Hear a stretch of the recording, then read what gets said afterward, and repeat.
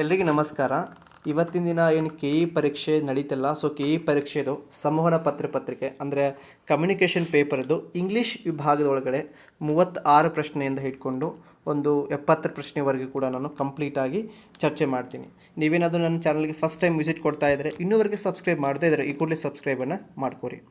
ಈ ಪ್ರಶ್ನೆ ಪತ್ರಿಕೆ ಬಂದುಬಿಟ್ಟು A4 ವರ್ಷನ್ದು ಪ್ರಶ್ನೆ ಪತ್ರಿಕೆ ಆಗಿರ್ತದೆ.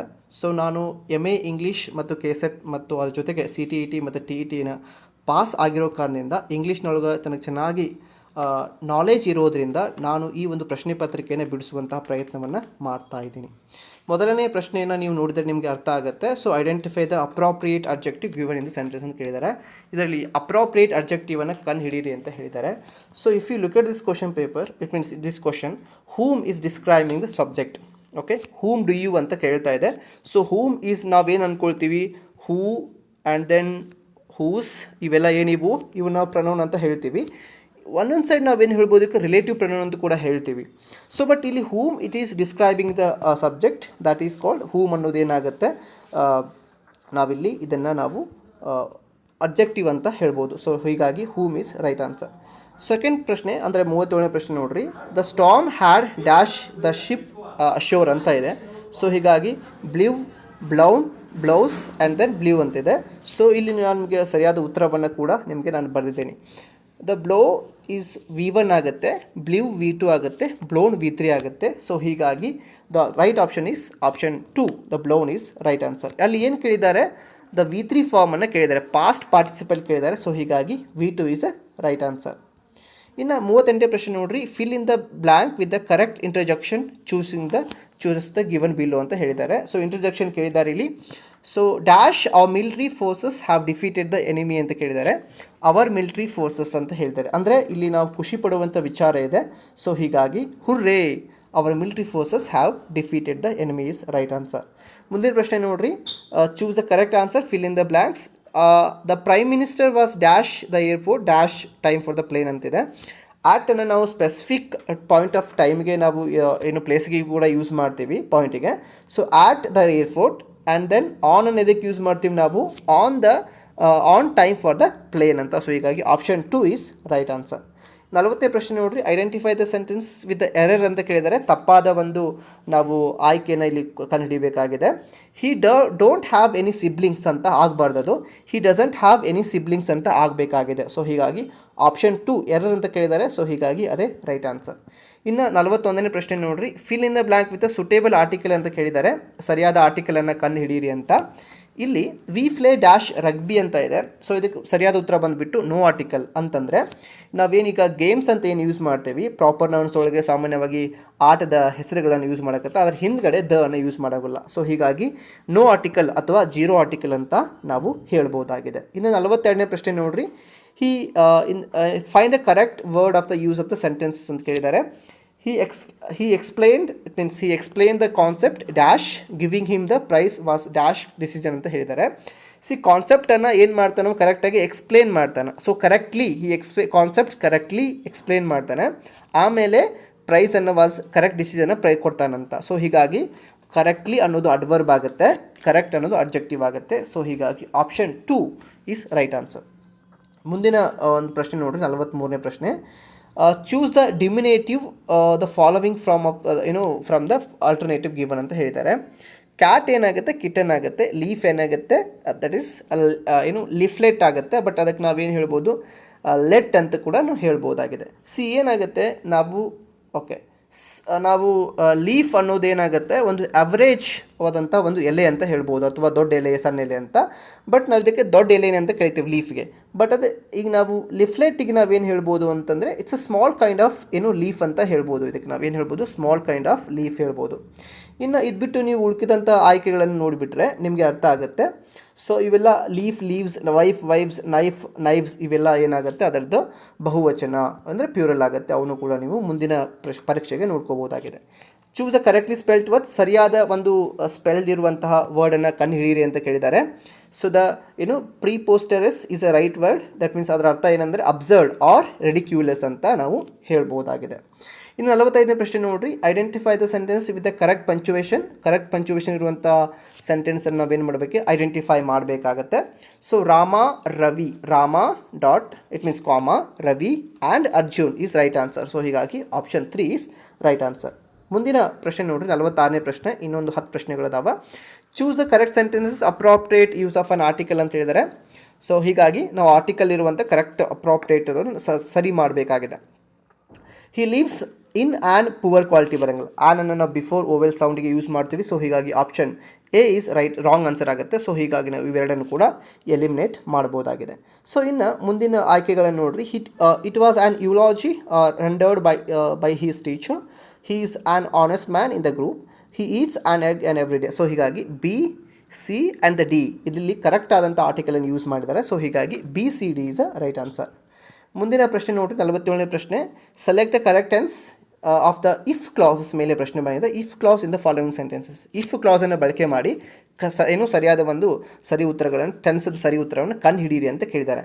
If I had the qualification I could have apply for the job ಅನ್ನೋದಾದರೆ, ಸೊ ಇದು ಯಾವ ಟೆನ್ಸ್ ಒಳಗಿದೆ ಅಂತ ಕೇಳಿದ್ದಾರೆ.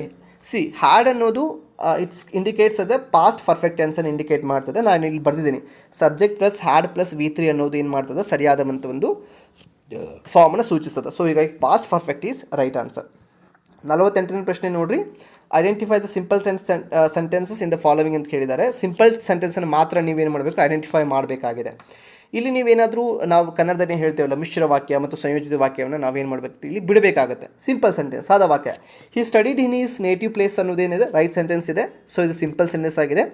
ಆ್ಯಂಡ್ ದೆನ್ ಬಿ ಆಪ್ಷನ್ ನೋಡ್ರಿ, ಇಟ್ ಮೀನ್ಸ್ ಬಿ ಆಯ್ಕೆಯನ್ನು we came upon a hut where a worker lived. ಇಲ್ಲಿ ನಾವು ಎರಡು ವರ್ಬನ್ನು ಕಾಣ್ತಾ ಇದ್ದೀವಿ, ವರ್ಕರ್ ಲೀವ್ಡ್ ಅನ್ನೋದು ಮತ್ತು ಕೇಮ್ ಅಪಾನ್ ಅನ್ನೋದು. ಸೊ ಹೀಗಾಗಿ ಇದು ಸರಿ ಆಗೋದಿಲ್ಲ. ನಾವು ಬಿಯನ್ನು ಎಲಿಮಿನೇಟ್ ಮಾಡ್ಬೋದು. I have no advice for you, I have no advice for you ಇದು ಕೂಡ ರೈಟ್ ಸೆಂಟೆನ್ಸ್ ಆಗುತ್ತೆ. ಸೊ ಹೀಗಾಗಿ A and the C is right answer. If you look at the last one ನೋಡಿದರೆ ಆ್ಯಂಡ್ ಅನ್ನೋದಿಂದ ಏನಾಗಿದೆ, ಮತ್ತೊಂದು ಸೆಂಟೆನ್ಸನ್ನು ಬಳಕೆ ಮಾಡಿ ಅವ್ರು ಏನು ಮಾಡಿ ಕನೆಕ್ಟ್ ಮಾಡಿದ್ದಾರೆ. ಆ್ಯಂಡ್ ಅನ್ನೋದನ್ನು ಕನೆಕ್ಟರ್ಸ್ ಅಂತ ಕೂಡ ಹೇಳ್ತೀವಿ. ಸೊ ಹಾಗಾಗಿ Rama went to Madras and made a lot of money ಅನ್ನೋದು ಏನಾಗುತ್ತೆ, ಇದು ಕಾಂಪ್ಲೆಕ್ಸ್ ಸೆಂಟೆನ್ಸ್ ಕೂಡ ಆಗ್ತದೆ. ಸೊ ಹೀಗಾಗಿ ಆಪ್ಷನ್ಗೆ ಇದಕ್ಕೆ ಸರಿಯಾದ ಉತ್ತರ ಬಂದುಬಿಟ್ಟು A and the C is right answer. ಮುಂದಿನ ಒಂದು ಪ್ರಶ್ನೆ ನೋಡೋದಾದರೆ 49ನೇ ಪ್ರಶ್ನೆ. Underline the word in the sentences given below is an. Okay, ಇಲ್ಲಿ ಕೂಡ ಏನು ಕೇಳಿದ್ದಾರೆ, ನೀವು ಸರಿಯಾದ ಒಂದು ಅಡ್ವರ್ಬನ್ನು ಮೀನ್ಸ್ ಸರಿಯಾದ ಈ ಪದ ಅಂಡರ್ಲೈನ್ ವರ್ಡ್ ಪದ ಏನು ಸೂಚಿಸ್ತದೆ ಅಂತ. ಇದು ಕೂಡ ಪಾರ್ಟ್ಸ್ ಆಫ್ ಸ್ಪೀಚ್ ಮೇಲೆ ಬಂದಿದೆ. Rama sat slowly on the desk ಅನ್ನಿದೆ. ಸ್ಲೋಲಿ ಅನ್ನೋದು ಏನಾಗುತ್ತೆ, ಅಡ್ವರ್ಬ್ ಆಗುತ್ತೆ. ಇಟ್ ಮೀನ್ಸ್ ಇದು ವರ್ಬನ್ನು ಇಂಡಿಕೇಟ್ ಮಾಡ್ತದೆ, ಸ್ಯಾಟ್ ಸ್ಲೋಲಿ ಅನ್ನೋದು. ಸೊ ಹೀಗಾಗಿ ಇದು ಕೂಡ ಅಡ್ವರ್ಬ್ ಆಗುತ್ತೆ. ಆಲ್ಮೋಸ್ಟ್ ಎಲ್ವಾಯ್ದಿಂದ ಎಂಡ್ ಆಗುವಂಥ ಪದಗಳಿಗೆ ನಾವೇನು ಹೇಳ್ಬೋದು, ಅಡ್ವರ್ಬ್ ಅಂತ ಹೇಳ್ತಿರ್ತಾವೆ. ಬಟ್ ಒಂದೊಂದು ಸಲ ನಾವು ಪರೀಕ್ಷೆಯನ್ನು ಮಾಡಿ ನಾವೇನು ಮಾಡ್ಬೋದು, ಅದಕ್ಕೆ ಉತ್ತರಗಳನ್ನು ಹಾಕ್ಬೋದು.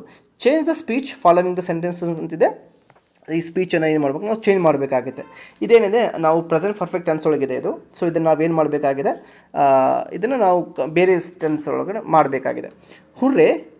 ಹಿ said that hurray we have won the match ಅಂತ ಇದೆ. ಸೊ ಇದನ್ನು ನಾವೇನು ಮಾಡಬೇಕಾಗಿದೆ, ಪಾಸ್ಟ್ ಪರ್ಫೆಕ್ಟಿಗೆ ಮಾಡಬೇಕಾಗಿದೆ. He exclaim with the delight that they had won the match ಅಂತಿದೆ. ಸೊ ಹೀಗಾಗಿ option 2 is right answer.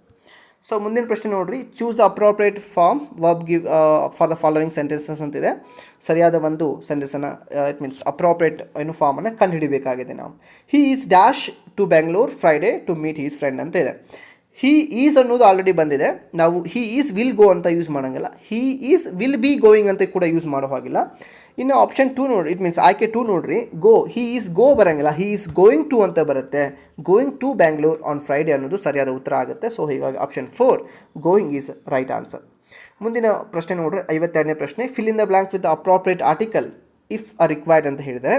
Okay, ನೋಡಿ ಯಾವುದು ಆರ್ಟಿಕಲ್ ಸಂಬಂಧಪಡ್ತಾ ಇಲ್ಲ, ನಾವು ಎಲ್ಲಿ ಹೋಗಬೇಕಾಗುತ್ತೆ, ಆಪ್ಷನ್ 4ಗೆ ಹೋಗಬೇಕಾಗುತ್ತೆ. ಬಟ್ ಈ ಒಂದು ಪ್ರಶ್ನೆ ನೋಡಿದಾಗ he has purchased dash one way ticket, one way ticket is right answer. is indicates as a right answer. See, if you look at that one way, okay, the O doesn't indicate, it doesn't pronounce the sound of the vowels. So usually we go for a okay. And then 53ನೇ ಪ್ರಶ್ನೆ ನೋಡ್ರಿ, out of the 4 alternative choose on the which can be substituted. One word substitution ಕೇಳಿದ್ದಾರೆ. For the given words of the sentences. So one word ಸಬ್ಸ್ಟಿಟ್ಯೂಷನ್ಸಲ್ಲಿ ನಾವು ಇಲ್ಲಿ ಸೆಂಟೆನ್ಸನ್ನು ಓದಬೇಕಾಗುತ್ತೆ. A group of people of similar interest or professions ಇರೋದು ಏನಾಗುತ್ತೆ, fraternity, ಸಹೋದರತ್ವ ಅಂತ ಆಗುತ್ತೆ. Sovereignty, community, nationality, it doesn't feel to that right answer, so we go for a fraternity. 54ನೇ ಪ್ರಶ್ನೆ, out of the 4 alternative choose the one which can be substituted for the given words or sentences ಅಂತ ಹೇಳಿದ್ದಾರೆ. The undue favour okay shown by the person is power to his relatives ಅಂತ ಹೇಳಿದೆ. ನಾವು nepotism ಅಂತ ಕೂಡ ಇದಕ್ಕೆ ನಾವು ಹೇಳ್ಬೋದಾಗಿದೆ. ಸೊ ಹೀಗಾಗಿ ಆಪ್ಷನ್ 2 ಈಸ್ ರೈಟ್ ಆನ್ಸರ್. ಇನ್ನು 55ನೇ ಪ್ರಶ್ನೆ ನೋಡ್ರಿ, read the sentences given below, which of the will be the part of sentence that has it is answer ಅಂತ ಹೇಳಿದ್ದಾರೆ. ನೋಡಿ, ನಾವಿಲ್ಲಿ ಏನು ಮಾಡ್ಬೋದು ಅಂತಂದರೆ, it is better to die on your feet ಲೈ ಇನ್ ಯುವರ್ ಕೈನೀಸ್ ಅಂತ ಹೇಳ್ಬೋದಾಗಿದೆ. ಎರರನ್ನು ನಾವಿಲ್ಲಿ ಐಡೆಂಟಿಫೈ ಮಾಡಬೇಕಾಗುತ್ತೆ. So on your feet than ಅಂತಿದೆ, so it's absolutely wrong answer. So ಹೀಗಾಗಿ option 3 on your feet than is right, ತಪ್ಪಾದ ಎರರ್ ಆಗಿದೆ. ಸೊ ಹೀಗಾಗಿ option 3 is right answer. Find out which of the following sentence has a tense error ಅಂತ ಕೇಳಿದ್ದಾರೆ. Tense error ಅದನ್ನು ನೀವು ಕಂಡು ಹಿಡಿಯಿರಿ ಅಂತ. ಇಲ್ಲಿ Rohan and the Tony has been ಆಗಬಾರ್ದು, ಅದು ಹ್ಯಾವ್ ಬೀನ್ ಆಗಬೇಕಾಗತ್ತೆ. ಯಾಕೆಂದರೆ ರೋಹನ್ ಮತ್ತು ಟೋನಿ ಏನಿದ್ದಾರೆ ಪ್ಯೂರಲ್ ಇದೆ. ಸೊ ಹೀಗಾಗಿ ತಪ್ಪಾಗಿದೆ. ಸೊ ತಪ್ಪಾಗಿರೋದು 2 ಸರಿಯಾಗಿದೆ. ಸೊ ಹೀಗಾಗಿ ಆಪ್ಷನ್ 2 ಇಸ್ ರೈಟ್ ಆನ್ಸರ್. 57ನೇ ಪ್ರಶ್ನೆ, which choose the appropriate question tag of the following sentences. ಸರಿಯಾದ ಅಪ್ರೋಪ್ರಿಯೇಟ್ ಕ್ವಶನ್ ಟ್ಯಾಗನ್ನು ಕಂಡುಹಿಡಿಯಬೇಕಾಗಿದೆ. Madan rarely visits his home town ಅಂತಿದೆ. ರೇರ್ಲಿ ಅನ್ನೋದೇನಾಗುತ್ತೆ, ನೆಗೆಟಿವ್ ಫೀಲಿಂಗ್ ಕೊಡ್ತಾ ಇರೋದ್ರಿಂದ ಆಲ್ರೆಡಿ ಸೆಂಟೆನ್ಸ್ ಯಾವುದ್ರೊಳಗಿದೆ, ನೆಗೆಟಿವ್ ಇದೆ. ಸೊ ಹೀಗಾಗಿ ಇದನ್ನು ನಾವೇನು ಮಾಡಬೇಕಾಗಿದೆ, ಪಾಸಿಟಿವ್ ಮಾಡಬೇಕಾಗಿದೆ. ಸೊ ಹೀಗಾಗಿ ಇದು ಡಸ್ ಹಿ ಅಂತ ಬರ್ತದೆ. ಹಿ ಯಾಕೆ ಬರುತ್ತೆ ಇಲ್ಲಿ ಮದನ್ ಅನ್ನೋದು indicates as a male. So ಹೀಗಾಗಿ does he is a right answer. Okay, ಆಮೇಲೆ ಈ ಒಂದು ಸೆಂಟೆನ್ಸ್ ಬಂದುಬಿಟ್ಟು ಸಿಂಪಲ್ ಪ್ರೆಸೆಂಟ್ ಟೆನ್ಸಲ್ಲಿ ಇರೋದ್ರಿಂದ ಇಲ್ಲಿ ಡೂ ಮತ್ತು ಡಸನ್ನು ಏನು ಮಾಡ್ತೀವಿ, ನಾವು ಬಳಕೆ ಮಾಡ್ತೀವಿ. ಡಸ್ ಯಾರಿಗೆ ಬಳಕೆ ಮಾಡ್ತೀವಿ ಅಂತಂದರೆ ಸಿಂಗುಲರ್, ಥರ್ಡ್ ಪರ್ಸನ್ ಸಿಂಗುಲರ್ಗೆ, ಅಂದರೆ ಹಿ ಶಿ ಇಟ್ಗೆ ನಾವು ಏನು ಮಾಡ್ತೀವಿ, ಇಲ್ಲಿ ಯೂಸ್ ಮಾಡ್ತೀವಿ. ಸೊ ಹೀಗಾಗಿ option 4 is right answer. Does he right answer ಆಗುತ್ತೆ. 58ನೇ ಪ್ರಶ್ನೆ ನೋಡಿರಿ, ಇಲ್ಲಿ ಏನು ಮಾಡಬೇಕಿತ್ತು, ನಾವು ಇಡಿಯಮ್ ಫ್ರೇಸನ್ನು ಕೇಳಿದ್ದಾರೆ ಅವರು, ಮ್ಯಾಚ್ ದ ಫಾಲೋವಿಂಗ್ ಮಾಡಿರಿ ಅಂತ ಹೇಳಿದ್ದಾರೆ. ಸೊ ಇಡಿಯಮ್ ಫ್ರೇಸನ್ನು ಮ್ಯಾಚ್ ದ ಫಾಲೋವಿಂಗ್ ಮಾಡಬೇಕಾಗುತ್ತೆ. ಸೊ ಇಲ್ಲಿ ನಾವು ಫೇರ್ ಆ್ಯಂಡ್ ದ ಸ್ಕ್ವೇರ್ ಅನ್ನು ನೋಡಿಬಿಟ್ರೆ, fair and the square it indicates like honest and proper ಅಂತ ಆಗುತ್ತೆ. ಓಕೆ, ಸೊ ಹೀಗಾಗಿ ಎನ 2 ಅಂತ ಹೊಂದಿಸಿ ನಾವು again we go for that second one, through and the throw ನೋಡಿಬಿಟ್ರೆ, ಸೊ ಇಲ್ಲಿ ನಾವೇನಾಗುತ್ತೆ, ಕಂಪ್ಲೀಟ್ಲಿ ಅಂತ ಆಗುತ್ತೆ. ಸೊ ಹೀಗಾಗಿ ಬಿ ಏನಾಗುತ್ತೆ, 4 ಆಗುತ್ತೆ. ಓಕೆ, ಸೊ ಹೀಗಾಗಿ option 2 is right answer. That is A to B4 ಅಂತ ಆಗುತ್ತೆ. ಸೊ 59ನೇ ಪ್ರಶ್ನೆ ನೋಡ್ರಿ, ಡಿಸ್ಮ್ಯಾಟೆಡ್. ಓಕೆ, ಡಿಸ್ಮ್ಯಾಟೆಡ್ ಅಂತಂದರೆ ಡೆಸ್ಟ್ರಾಯ್ಡ್. ಓಕೆ, ಕಾಣಲೆ ನಾವು ಕಂಪ್ಲೀಟಾಗಿ ಏನು ಮಾಡೋದು, ಸಂಪೂರ್ಣವಾಗಿ ಅದನ್ನು ಅಳಿಸಿ ಹಾಕೋದು, ನಾಶಗೊಳಿಸೋದು ಅಂತ ಆಗುತ್ತೆ. ಸೊ ಈಗ option 4 that is destroyed is right answer. ಇನ್ನು 60ನೇ ಪ್ರಶ್ನೆ, Purvika prefers fruit juice dash coffee ಅಂತಿದೆ.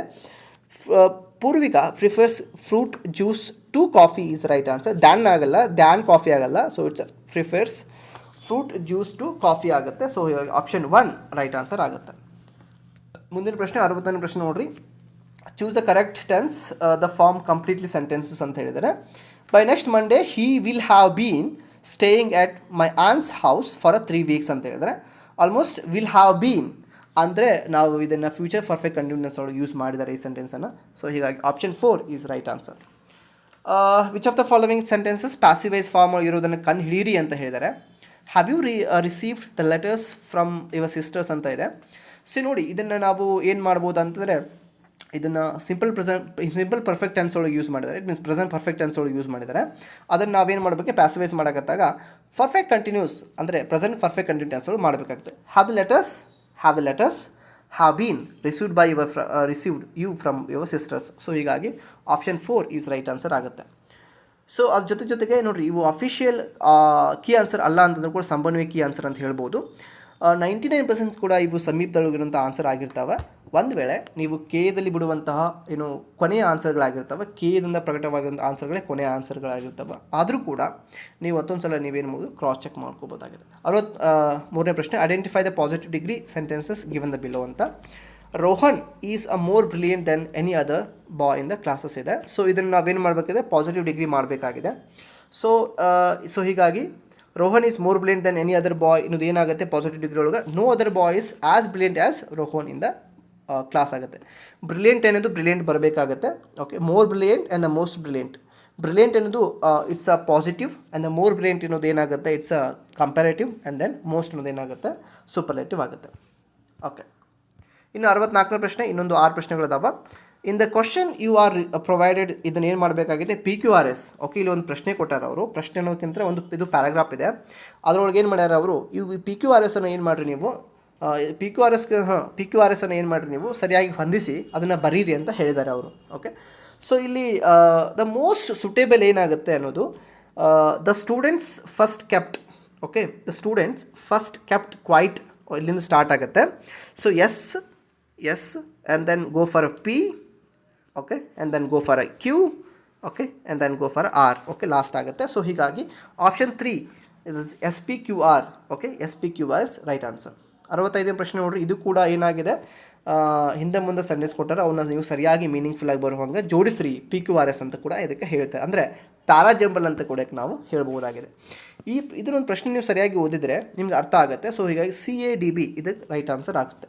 ಇನ್ನು 66ನೇ ಪ್ರಶ್ನೆ, find the right antonym, underline the word ಅಂತ. ಆಂಟೋನಿಯಮ್ ಅಂತಂದರೆ ವಿರುದ್ಧಾರ್ಥಕ ಪದವನ್ನು ನಾವೇನು ಮಾಡಬೇಕಾಗುತ್ತೆ, ಕಂಡುಹಿಡಿಬೇಕಾಗುತ್ತೆ.